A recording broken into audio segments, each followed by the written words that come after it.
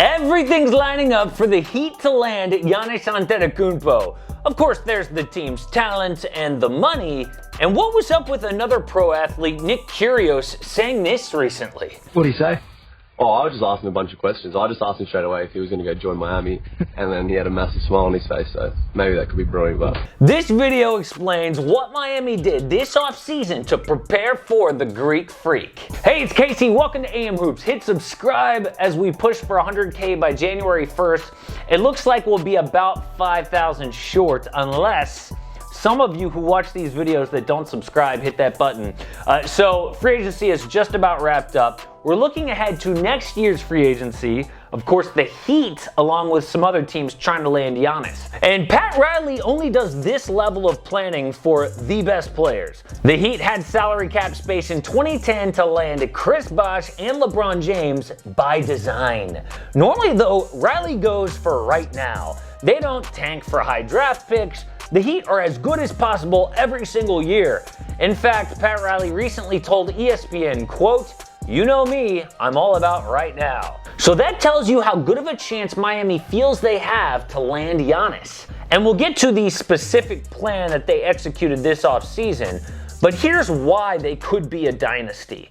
The problems that Giannis has had in Milwaukee are a lack of star help, not enough shooting, and coaching failure in the playoffs. The Heat would fix all of that. Jimmy Butler took the Heat to the finals as a number one, but at this point he would be a great championship number two. Miami emerged as an elite three-point shooting team with Tyler Hero, Duncan Robinson, and others. Eric Spoelstra has proven himself in the postseason year after year. But does Giannis agree? Because really that's all that matters, right? And as of right now, he might. See, the first day of free agency was the first day he could sign the supermax extension. It would keep him under contract in Milwaukee till 2026, or $230 million. Would he turn down that number? If you're a guy that's been injury prone, you don't want to take that chance at that number. Not that number. Not that number. Well, guess what? Giannis has not signed that deal. He was not blown away by the Bucks' trades and free agents. He wants them to prove a championship can be won with this roster. So, the most important thing, if Giannis signs that contract and commits to Milwaukee, still hasn't been done. Now, he can sign the exact same deal after the season, but at that time, Miami will be ready. This is exactly what Miami did this offseason to prep for Giannis. Pat Riley had two goals in this plan. Number one, stay in contention this coming season. Giannis needs to know he can win a chip there. And number two, keep a max salary slot open so they can pay Giannis. So no long-term contracts. The first thing they did was re-sign Goran Dragic and Meyers Leonard. Both guys agreed to a 2-year deal, the second year a team option. They can dump them if Giannis wants to come. One free agent they couldn't re-sign was Jay Crowder. He took more money and years on the Suns, who gave him 3 years, $29 million. Now that hurt, but it left enough money to sign other guys instead. As soon as Crowder said he wasn't coming back, Pat Riley personally called Avery Bradley. He explained to the Lakers guard that he would fit their culture and their scheme, and he's right. Bradley was a first-team All-Defense in 2016, and he got a vote last year. How about a vote of confidence? CJ McCollum once called him the best defensive guard in the league. Last year, players who normally shot 45% shot 40% against Avery Bradley. On offense, for his career, he's about 12 points a game on 36% from downtown. Miami got him on a 1+1 deal at $12 million. After signing Mo Harkless on a 1-year deal, the Heat were at the maximum 15 players. So the goal of free agency was to add players without guaranteed money after this year. Mission accomplished. If the salary cap is the projected $112.4 million next year, they will have just enough to sign Giannis to a max contract. The Heat could drop Avery Bradley, Meyers Leonard, Goran Dragic, Andre Iguodala, and Chris Silva, or send those guys to Milwaukee on a sign and trade. But what about the other goal, to remain competitive? Well, obviously it helps when you return Jimmy Butler, Bam Adebayo, Tyler Hero, Duncan Robinson, Kendrick Nunn. But what about the guys that they lost? They lost Jay Crowder, who we mentioned, but also Derrick Jones Jr. and Solomon Hill. They replaced those guys with Avery Bradley, Mo Harkless, and Precious Achiuwa from the draft. Not as good, but not far off.